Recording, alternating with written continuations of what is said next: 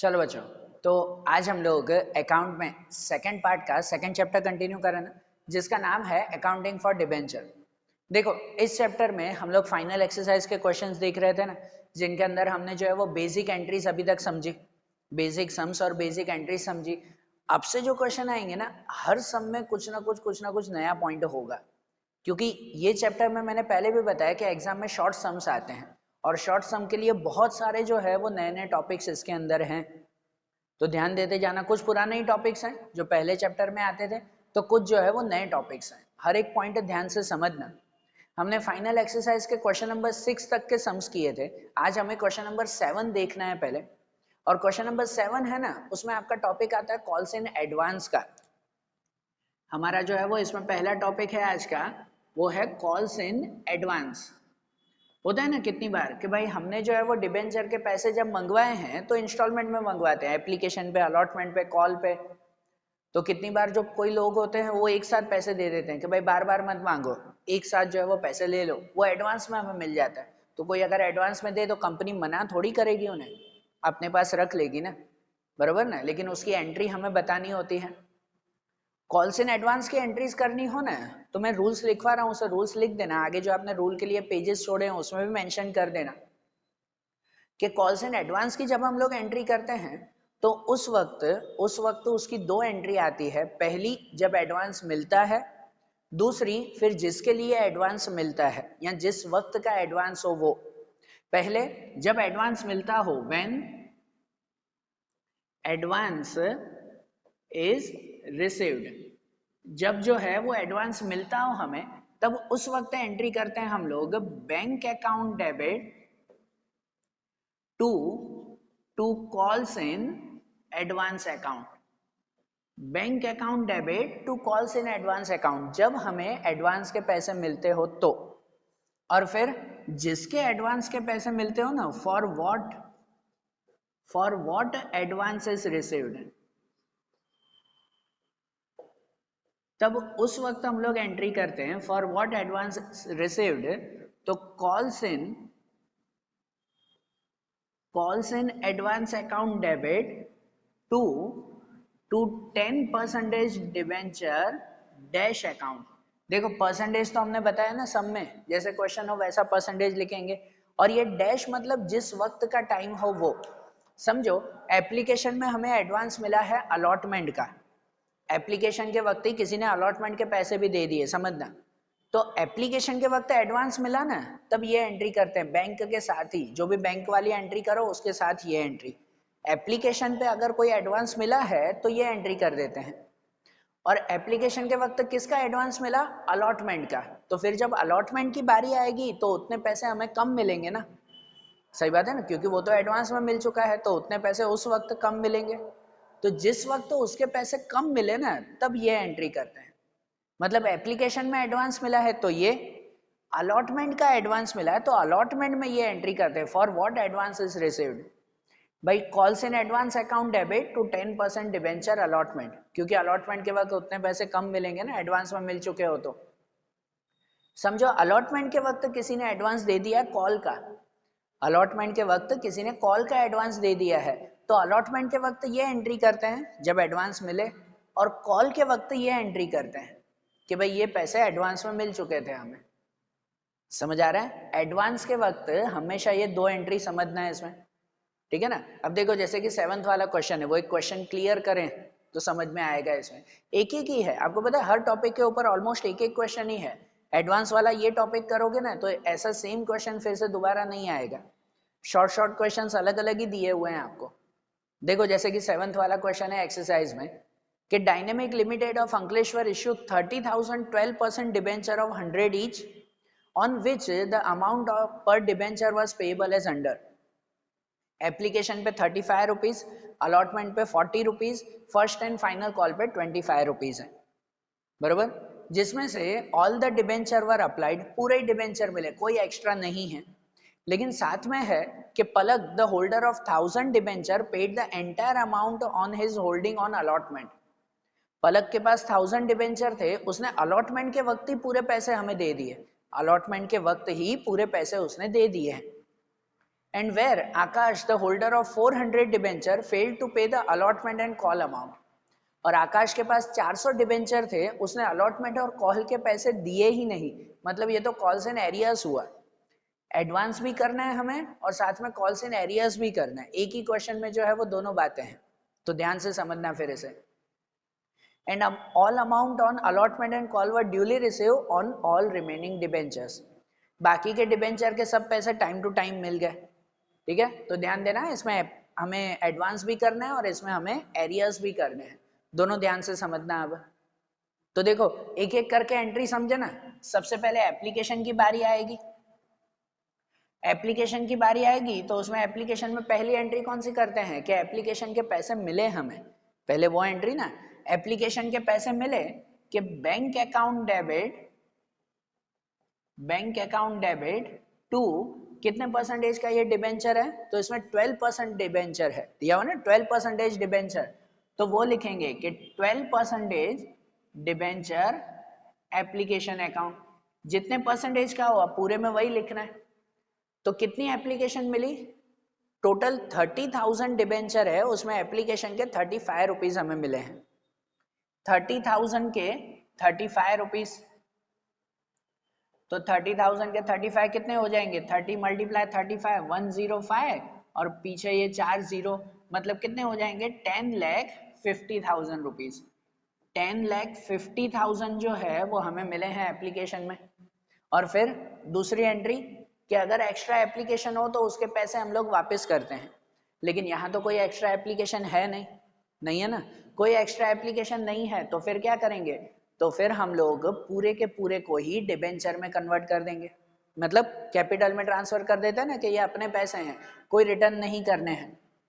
तो दूसरी entry capital में transfer, 12% debenture application account debit to 12% debenture account. आपको जो रूल्स लिखवा है ना वो रूल्स हर सम में साथ में रखा करो, तो ये एंट्री समझने में एकदम आसानी रहेगी कि इनमें एंट्री हम लोग करेंगे 12% डिबेंचर एप्लीकेशन टू 12% डिबेंचर, पूरे के पूरे हमने डिबेंचर में ट्रांसफर किए, 30,000 के 35 रुपीज, मतलब कितने 10,50,000 रुपीज, 10,50,000 बराबर। ये एप्लीकेशन की बारी खत्म हो गई, एप्लीकेशन में तो कुछ भी नहीं था ना एडवांस ना एरियर ना कुछ भी नहीं, अलॉटमेंट और कॉल में ये सब बातें हैं, तो एप्लीकेशन में ये दो ही एंट्री। अब अलॉटमेंट की बारी, 1 महीने बाद अलॉटमेंट की बारी आएगी, तो अलॉटमेंट में पहले क्या करते हैं, पहले पैसे मंगवाए ना हमने, पहले पैसे मंगवाए वो एंट्री करते हैं कि 12% debenture allotment account debit to 12% debenture account. पैसे मंगवाए, कितने पैसे मंगवाए हमने, तो अलॉटमेंट में 40 रुपीज हमने मंगवाए हैं, 30,000 डिबेंचर के 40 रुपीज, 30,000 के 40 रुपीज कितने हो जाएंगे 12 लाख, 12 लाख हमने मंगवाया ना। फिर इसमें तो कोई प्रीमियम डिस्काउंट है नहीं, प्रीमियम या डिस्काउंट पे मंगवाए हैं ऐसा कुछ भी नहीं है, तो उसके बाद उसके पैसे मिले कि bank account debit to 12% debenture allotment account. अब जब पैसे मिले ना, तो अब बारी यहाँ पर ध्यान से समझनी है कि जब पैसे मिले तो थोड़े पैसे नहीं भी मिले हैं और थोड़े से एडवांस में भी मिले हैं हमें, सही बात क्या नहीं, कि देखो दिया हुआ है कि पलक के पास 1000 डिबेंचर थे, उसने एडवांस में भी दिए हैं अलॉटमेंट के वक्त ही, और दूसरा आकाश के पास 400 डिबेंचर थे, उसने पैसे नहीं भी दिए हैं अलॉटमेंट के वक्त ही। तो ऐसे में क्या करते हैं पता है, बैंक के वक्त जो नहीं मिले हैं ना, नहीं मिले हैं पहले वो लिख देते हैं, एडवांस की तो अलग से एंट्री आती है, देखो व्हेन एडवांस इज रिसीव्ड तो बैंक अकाउंट करके अलग से एंट्री करते हैं, इसमें जो नहीं मिले हैं पहले उसकी एंट्री क्लियर कर देते हैं कि देखो हमने मंगवाए थे 30,000 डिबेंचर के 40 रुपीज, लेकिन उसमें से 400 डिबेंचर के 40 रुपीज नहीं मिले, ऐसा हो गया ना, 30,000 के 40 रुपीज मंगवाए थे लेकिन 400 के 40 रुपीज नहीं मिले हैं, तो उनका माइनस अगर करें ना, 30,000 के 40 रुपीज मतलब के 12 लाख मंगवाए थे, उसमें से 400 के 40 रुपीज मतलब कितने हो जाएंगे 16,000, 1 लाख सॉरी 16,000 ही रहेंगे, 16,000 नहीं मिले हमें, 400 के 40 रुपीज 16,000 नहीं मिले, तो बाकी कितने 11,84,000 मिले हैं।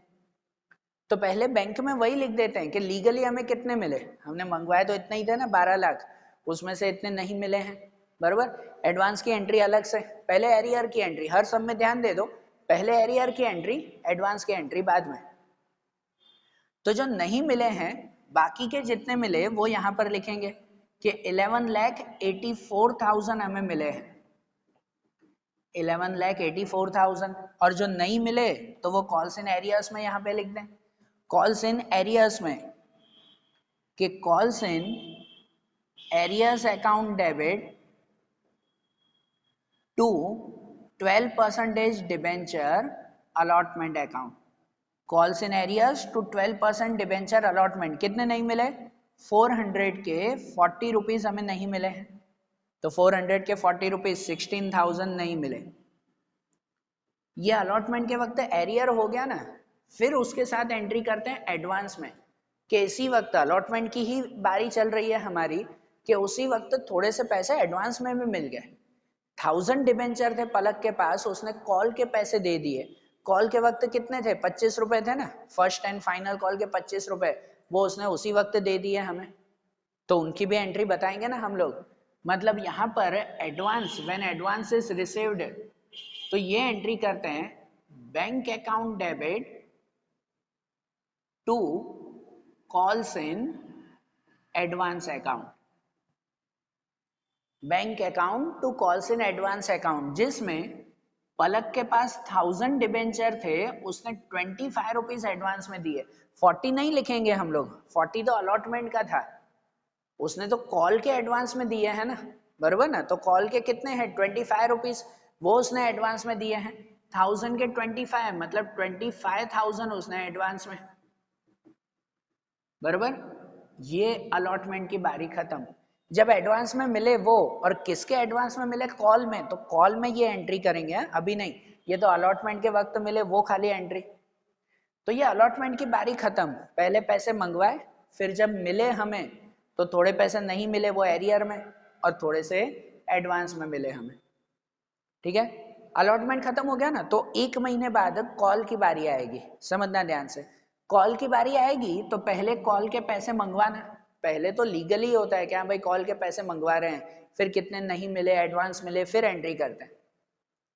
नॉर्मल जितने कॉल के पैसे मंगवाए, तो 12% debenture first and final call account debit, उसमें फर्स्ट एंड फाइनल कॉल दिया हुआ है तो वही लिखेंगे, 12% debenture first and final call account debit to 12% debenture account, जिसमें कितने कितने जो है वो हमने मंगवाए हैं, तो 25 रुपीज मंगवाए हैं, 30,000 डिबेंचर के 25 रुपीज, तो कितने हो जाएंगे, वो हो जाएंगे 7,50,000 रुपीज, 7,50,000 हमने मंगवाए हैं, बराबर, ये लीगली हुआ ना 7,50,000। फिर उसके पैसे मिले, कॉल के पैसे मिले, कि bank account debit to 12% debenture call account, bank account to 12% debenture call account, के हमें कॉल के पैसे मिले, लेकिन पूरे मिले नहीं मिले। अब यहाँ पर ध्यान से समझना, कॉल के वक्त भी दोनों सिचुएशन है, कि एक तो वो आकाश के पास 400 डिबेंचर थे, उसने भी नहीं दिए थे कॉल के पैसे, दूसरा पलक ने एडवांस में दे दिए थे कॉल के पैसे अलॉटमेंट के वक्त, तो वो भी तो अब नहीं मिलेंगे ना, बराबर ना। बैंक में हमेशा जो जो नहीं मिले वो माइनस करते जाते हैं, बराबर, जो खाली इसमें खाली एरियर के नहीं मिले थे तो खाली वही माइनस किए, एडवांस का अलग में, लेकिन इसमें दोनों चीजें हैं, इसमें जो एरियर है उसके भी नहीं मिले हैं, और किसी ने एडवांस में दे दिए थे तो उसके भी अब थोड़ी मिलेंगे, पलक ने पहले ही दे दिए थे 25 रुपए, अभी वापस देंगे वो, बिल्कुल भी नहीं। मतलब इसमें ऐसा हो गया कि जो 30,000 डिबेंचर के 25 रुपए हमने मंगवाए थे, उसमें से 400 डिबेंचर के 25 रुपए भी नहीं मिलेंगे, जो आकाश के पास थे उसने पैसे नहीं दिए हैं, और उसके साथ 1000 के 25 भी नहीं मिलेंगे, जो पलक के पास थे उसने एडवांस में दे दिए थे। यहाँ ऐसा ना, दोनों पैसे हमें नहीं मिलेंगे, तो मतलब 30,000 के 25, 7,50,000 हमने मंगवाए थे, उसमें से 400 के 25 मतलब 10,000 जो है वो नहीं मिलेंगे। 400 के 25 10,000 नहीं मिलेंगे, इसके साथ साथ 1000 के 25,000 भी नहीं मिलेंगे। तो बाकी कितने मिलेंगे? बाकी मिलेंगे 7 लाख कितने 15,000, 7,15,000 हो जाएगा ना, इतने मिलेंगे हमें। तो जो ये मिलेंगे ना 7,15,000, उसकी एंट्री बैंक में होगी कि 7,15,000 हमें मिले। समझ आ रही है ना बात है? ये लॉजिक ध्यान में रखना भाई कि कब कहाँ कौन से मिले हैं और कौन से नहीं मिले। और अब उसके साथ जो ये दोनों माइनस किए तो इन दोनों की अलग अलग एंट्री बतानी पड़ेगी ना कि ये जो माइनस किया है ये क्यों नहीं मिला। हमेशा जो भी माइनस करो तो वो क्यों माइनस किया उसकी नीचे एंट्री बताते हैं। भाई ये क्यों माइनस किया? तो कॉल्स इन एरियर था इसीलिए।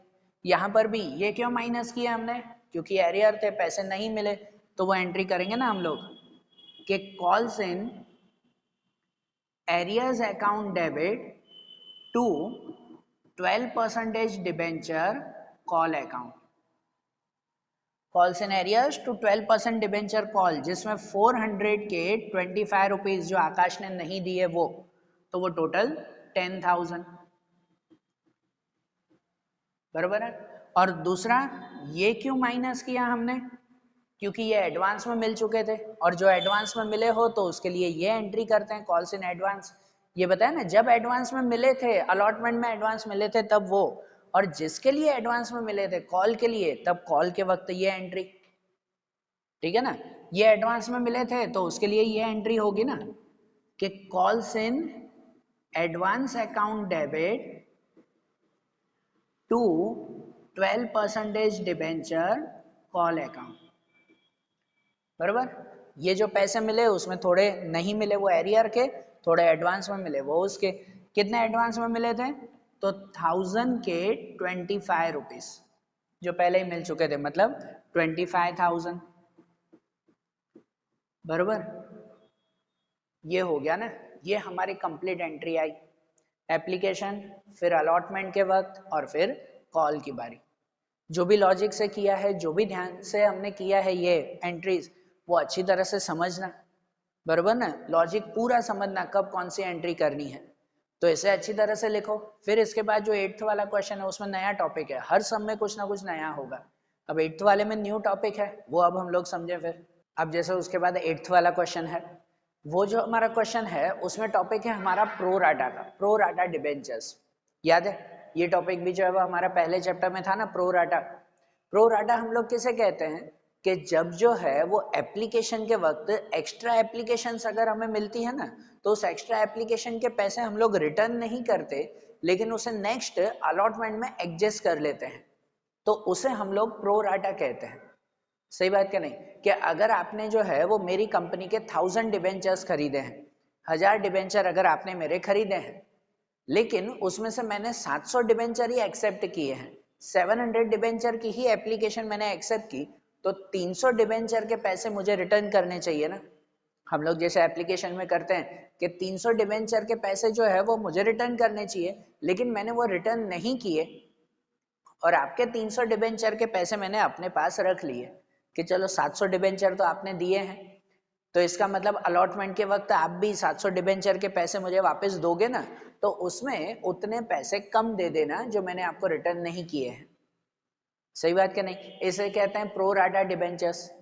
बराबर? कि एडजस्ट करके जो है वो अमाउंट रिटर्न नहीं की जाती, अपने पास ही रखी जाती है। और प्रो राटा में भी जैसे हम लोग शेयर्स वाले चैप्टर में एंट्रीज करते थे, वैसी ही एंट्री प्रो राटा की एंट्री सिर्फ एप्लीकेशन के वक्त होती है और कोई नहीं। एप्लीकेशन के वक्त आता है प्रो राटा में, पहले जैसे एप्लीकेशन मनी रिसीव्ड, ये मैंने नोट्स लिख दिए, रूल्स लिखे हैं उसके। जब एप्लीकेशन के पैसे मिलते हैं, पूरे पैसे जब मिलते हैं एप्लीकेशन के, तो पहली एंट्री तो वही करते हैं ना, bank account debit to 10% debenture application, या जितने भी परसेंटेज हो, पहले एप्लीकेशन के पैसे मिले, ये एक एंट्री मेन होती है कि भाई जितने पैसे मिले हो हमें, फिर उसको 3 पार्ट्स में डिवाइड करते हैं। जितने पैसे मिले ना उसे 3 पार्ट्स में डिवाइड करते हैं कि उनमें से कितने हमने फुल्ली रिजेक्ट किए, समझो 10,000 एप्लीकेशन मिली, उसमें से 2,000 का फुल्ली रिजेक्ट, कोई उसे डिबेंचर नहीं दिए, सब पैसे वापस। कितने के फुल्ली रिजेक्ट किए हैं वो, तो उसमें एंट्री करते हैं 10% debenture application to bank account. ये किया जाता है ना, 10% debenture application to bank fully reject. जितने को फुल्ली एक्सेप्ट किए हैं, फुल्ली एक्सेप्ट वाले हमेशा इश्यूड डिबेंचर्स होते हैं, याद है ना, ये भी पहले चैप्टर में बताया था। जितने इश्यू किए हो हमने उतने तो एक्सेप्ट करने ही है ना, उससे कम तो एक्सेप्ट कभी नहीं करेंगे, फुल्ली एक्सेप्ट उतने ही करने हैं हमें। तो जितने इश्यूड डिबेंचर है तो वो फुल्ली एक्सेप्ट, उसकी entry 10% debenture application to 10% debenture.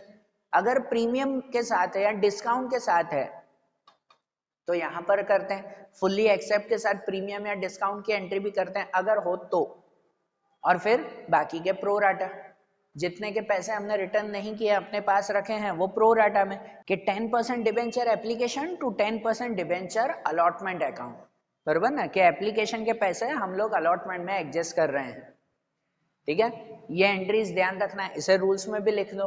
और देखो हर सम के, मैंने पहले भी बताया, हर मेथड के इस चैप्टर में एक एक सम ही है, सब में अलग अलग मेथड ही आएगी। उसमें बेसिक एंट्रीज जो एप्लीकेशन अलॉटमेंट की स्टार्टिंग में लिखवाई वो सब में रिपीट होगी, बाकी ये जो रूल्स हैं वो सब में एक है। प्रो राटा वाला दूसरा कोई क्वेश्चन शायद ही आएगा इसमें, लेकिन जो भी क्वेश्चंस हैं वो ध्यान से समझना, हाँ एग्जाम में से इन्हीं में से ही पूछा जाएगा। अब जैसे 8th वाला क्वेश्चन समझे हम लोग, देखना है इसमें कि Charmy fashion limited issued 1,20,000 10% debenture at the face value of 200 each at a premium of 10%।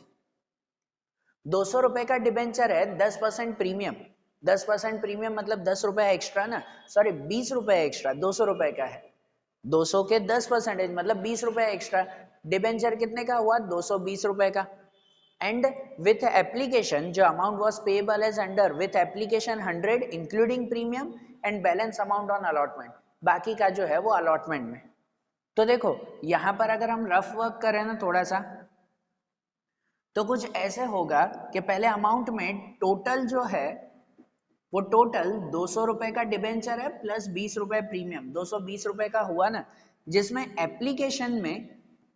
Application पे मंगवाए हैं 100 रुपीज इंक्लूडिंग प्रीमियम, 20 रुपए प्रीमियम के साथ ही अलॉटमेंट एप्लीकेशन के वक्त ही प्रीमियम मंगवा दिया, मतलब एप्लीकेशन 80 रुपीज का होगा प्लस 20 रुपीज प्रीमियम, तो 100 होंगे ना उसके, सही बात है ना। और बाकी का कहा है अलॉटमेंट में, बाकी का अलॉटमेंट में ही, इसमें कॉल है ही नहीं, कॉल की बारी नहीं आएगी, अलॉटमेंट में ही पूरे मंगवा दिए। तो देखो टोटल 220 का है, 220 उसमें प्रीमियम के साथ ही 100 रुपीज मंगवाए हैं, तो बाकी अलॉटमेंट में कितने मंगवाए होंगे, अलॉटमेंट में 120 मंगवाए होंगे, सही बात है ना। बाकी के अलॉटमेंट में 120 आएंगे ना, एप्लीकेशन में 100 इंक्लूडिंग प्रीमियम, बाकी अलॉटमेंट पे 120, ये अमाउंट ध्यान रखना। और ये जो अमाउंट है वो जो हम मंगवाई है ना, आगे दिया हुआ है कि this debenture are redeemable after 7 year, 7 साल बाद उनके पैसे वापस देने हैं, ठीक है, उसकी एंट्री अभी नहीं करनी है, खाली इन्फॉर्मेशन है, हमें पता है ना डिबेंचर के पैसे तो वापस करने ही होते हैं। And application are received by company for 1,50,000 debenture and the allotment of 120 debenture is made on pro rata basis. Application 1,50,000 की मिली, उसमें से 1,20,000 कोई प्रो राटा पे रखा है, मतलब फुल्ली रिजेक्ट किसी को नहीं किया, पैसे किसी के भी वापस किए ही नहीं, सबके ही पैसे प्रो राटा बेसिस पर हमने कंफर्म अपने पास रखे हैं। Excess amount on application is credited to allotment, जो एक्स्ट्रा पैसे थे उसे रिटर्न नहीं किया, अलॉटमेंट में क्रेडिट किया प्रो राटा के हिसाब से। And amount due on allotment is fully receive, और अलॉटमेंट के पैसे पूरे टाइम टू टाइम मिल गए, तो इनकी एंट्रीज लिखनी। तो देखो अब इनकी एंट्रीज लिखे ना, सबसे पहले एप्लीकेशन की एंट्री, एप्लीकेशन के वक्त ही ये एंट्री करते हैं ना हम लोग, समझना ध्यान से। पहले एप्लीकेशन की एंट्री के एप्लीकेशन के पैसे मिले, बैंक अकाउंट डेबिट टू, इसमें कितने परसेंटेज के डिबेंचर हैं, 10% ही है, 10% डिबेंचर एप्लीकेशन अकाउंट। तो जितने पैसे मिले ना, पहले जैसे पैसे मिलते हैं हमें, तो कितने मिले, 1,50,000 डिबेंचर्स हैं और उसके जो है वो 100 रुपीज, एप्लीकेशन में 100 ना, 1,50,000 के 100 रुपीज, मतलब कितने हो जाएंगे वो, तो वो हो जाएंगे हमारे 1,50,00,000 रुपीज। 1,50,00,000 आ जाएगा ना, बराबर ना। 1,50,000 के 100 रुपीज आ जाएंगे, इतने पूरी एप्लीकेशन के पैसे मिले। उसके बाद फुल्ली रिजेक्ट, तो यहाँ फुल्ली रिजेक्ट वाले कोई भी नहीं है, फुल्ली रिजेक्ट वाले कोई भी नहीं है ना, मतलब ये एंट्री नहीं की जाएगी इसमें। अगर होता भाई इतने लोगों के पैसे वापस किए तो वो इसमें लिखते हैं हम। फुल्ली रिजेक्ट कोई नहीं है तो क्या करेंगे, फुल्ली एक्सेप्ट, जितने जो है वो हमने एक्सेप्ट किया, और एक्सेप्ट कितने करेंगे, इश्यूड डिबेंचर वही 1,50,000 में से 1,20,000 एक्सेप्ट करेंगे ना, बाकी के प्रो राटा में रखेंगे हम लोग, ठीक है। तो जितने फुल्ली एक्सेप्ट उसकी एंट्री करते हैं हम लोग कि 10% debenture application account debit to 10% debenture account, ठीक है। ये हमने फुल्ली एक्सेप्ट किए, कितने, 1,20,000 के 1,20,000 के 80 रुपीज, क्योंकि जब फुल्ली एक्सेप्ट करते हैं तो मैंने बताया था इसके साथ अगर प्रीमियम या डिस्काउंट हो तो वो अलग से लिखते हैं। तो एप्लीकेशन के वक्त ही प्रीमियम है ना, 80 रुपए के एप्लीकेशन है और 20 रुपए का प्रीमियम, तो इंक्लूडिंग 100 रुपए। बैंक में जब एंट्री करते हैं तो पूरे 100 रुपए ही मिलते हैं, एक्सेप्ट करते वक्त अलग अलग करेंगे ना कि 80 रुपए का डिबेंचर में और बाकी का 20 रुपए का प्रीमियम में, बराबर। तो यहाँ पर 1,20,000 के 80 रुपीज कितने हो जाएंगे, 96 लाख आ जाएंगे। 96 लाख हमने एक्सेप्ट किए, बराबर। और उसमें जो फुल्ली एक्सेप्ट किए उसमें प्रीमियम के साथ है तो बाकी का प्रीमियम भी लिखेंगे कि 10% debenture application account debit to security premium reserve account, security premium reserve account, जिसमें कितने, तो 1,20,000 के 20 रुपीज, 20 रुपए का प्रीमियम था ना उसमें, 1,20,000 के 20 रुपीज, जिसमें कितने हो जाएंगे, 24 लाख, 24 लाख इसमें, बराबर। और फिर बाकी के प्रो राटा, फुल्ली रिजेक्ट था नहीं, फुल्ली एक्सेप्ट किया है प्रीमियम के साथ, फिर बाकी का प्रो राटा में रखें। तो प्रो राटा में रखा जाएगा कि 10% debenture application account debit to 10% debenture allotment account, बराबर। 10% debenture application to 10% debenture allotment, जिसमें कितने, तो देखो 1,50,000 में से 120 एक्सेप्ट किए तो 30,000 रिटर्न नहीं किया है, 30,000 अपने पास रख दिए ना, तो वो हम लोग यहाँ पे लिखेंगे कि 30,000 डिबेंचर के 100 रुपीज अपने पास रखे हैं हमने, 30,000 के 100 रुपीज कितने हो जाएंगे, 30 लाख, 30 लाख अपने पास रखे ना हमने, बराबर ना। ये प्रो राटा के एप्लीकेशन के वक्त अब प्रो राटा के इतने रुपए कम मिलेंगे, बराबर। एप्लीकेशन में ये 30 लाख वो हमें कम मिलेंगे। फिर ध्यान से समझना बेटा, ये एप्लीकेशन की एंट्रीज, पहले पैसे मिले, फुल्ली रिजेक्ट कुछ किया नहीं, ये फुल्ली एक्सेप्ट किए प्रीमियम के साथ, बाकी का प्रो राटा में रखा। अब अलॉटमेंट की बारी, अब अलॉटमेंट की बारी, तो अलॉटमेंट में पहले क्या करते हैं, पहले पैसे मंगवाए, उसमें तो नॉर्मल 120 मंगवाए हैं ना, पहले पैसे मंगवाए हैं 10% debenture allotment account debit to 10% debenture account, debenture allotment to debenture कितने मंगवाए, 1,20,000 डिबेंचर के 120 रुपीज मंगवाए हैं, अलॉटमेंट के 120, 1,20,000 ही ना, बराबर ना, 150 थोड़ी आएगा, 1,20,000 के 120 रुपीज मंगवाए हैं, कितने हो जाएंगे, 12 12 से 144, 1,44 लाख, 1,44 लाख इतने हमने मंगवाए हैं। और फिर एक आध हफ्ते बाद उसके पैसे मिले हमें, अलॉटमेंट के पैसे मिले, उसकी एंट्री कि bank account debit to 10% debenture allotment account, ठीक है। अलॉटमेंट के पैसे मिले तो कितने मिले, पूरे मिलेंगे, 1,20,000 के 120 पूरे मिलेंगे, बिल्कुल भी नहीं, थोड़े से एडवांस में मिल चुके थे ना, ये प्रो राटा में जो हमने रखे, पैसे रिटर्न किए नहीं थे तो उतने पैसे अब यहाँ पे कम मिलेंगे ना हमें, मतलब कि 1,20,000 में 120 रुपीज मंगवाए हैं, लेकिन माइनस ये जो 30,000 डिबेंचर थे उसके 100 रुपीज हमने प्रो राटा में रखे थे, तो उतने पैसे अब कम मिलेंगे ना। प्रो राटा का मतलब यही ना कि एप्लीकेशन के वक्त रख दिया है, अब अलॉटमेंट में उतने पैसे कम मिलेंगे। तो कितने 1,20,000 के 120 मतलब 1,44 1,44 लाख हमने मंगवाए थे, जिसमें से ये 30,000 के 100 रुपीज मतलब 30 लाख उतने नहीं मिलेंगे। तो बाकी कितने मिलेंगे 1,14 रुपीज 1,14 वो मिलेंगे ना हमें। 1,14 रुपीज हमें मिले, बराबर। ये अलॉटमेंट खत्म। ये जो नहीं मिले वो तो हमने प्रो राटा में एडवांस में रख दिए थे, यहाँ कोई कॉल्स इन एरियर्स नहीं लिखना है, वो प्रो राटा के थे इसीलिए। तो ये खत्म हो गए ना हमारे, बराबर ना। अब कॉल की बारी इसमें है नहीं, अलॉटमेंट के वक्त ही जो है वो पूरे पैसे मंगवा दिए। समझ आई बात? ये एंट्री ध्यान आ रही है ना? इसमें इतना ही सम हमें करना है, तो इसे भी अब अच्छी तरह से लिखो, अच्छी तरह से समझ लो इन एंट्रीज को फिर से एक बार।